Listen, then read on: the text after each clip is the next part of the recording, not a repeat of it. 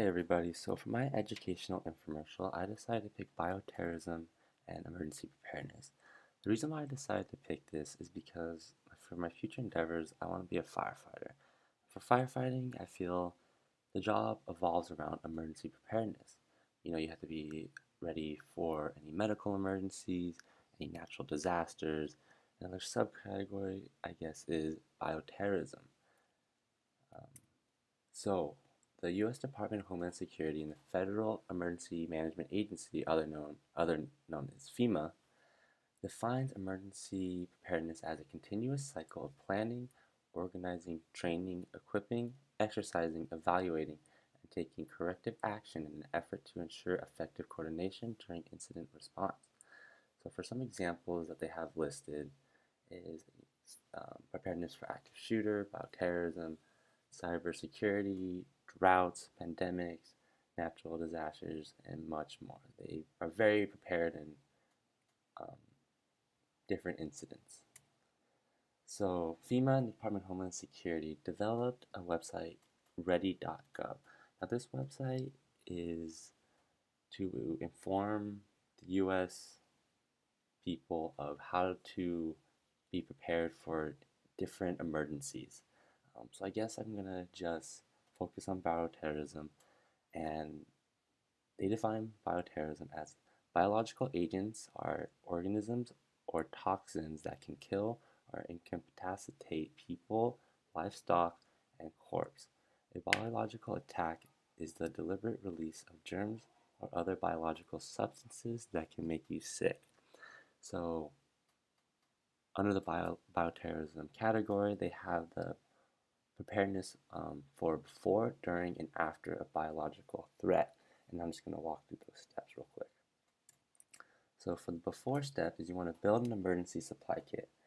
This supply kit are going to be things like food, first aid kits, maps, water, matches, tools, and radios. Then they want you to make a plan. With this plan, they're going to ask you these four things. How will I receive emergency alerts and warnings? What is my shelter plan for at home or within the community? The third is what is my evacuation route for during and after? Then what is my family slash household communication plan? So for that, you want to consider specific needs for the household, like diets, medical restrictions, or ages. When you're dealing with infants or the elderly, it could be hard to evacuate at some incidents. Now for the during, you want to watch TV, listen to the radio, or check the internet for any official news and information. And after that, this is especially important for any bioterrorism attack, is if you become aware of any unusual and suspicious substances, quickly get away. Then after that, you want to cover your mouth and nose with layers of fabric that can filter the air but still allow you to breathe.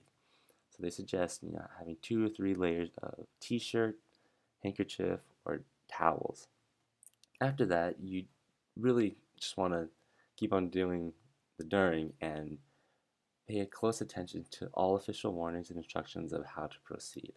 You can do this by radio, TV, or any emergency alert systems. As for jobs for health educators, um, emergency preparedness incorporates everything from the hospitals, EMS system, which is cops, fire, ambulances, and then they work with the state and federal agencies. So looking for any one of them definitely incorporates into emergency preparedness.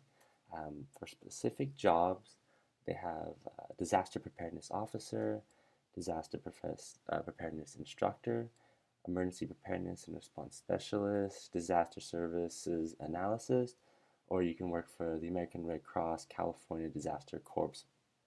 Um, and there's definitely a lot of jobs aiming towards emergency preparedness.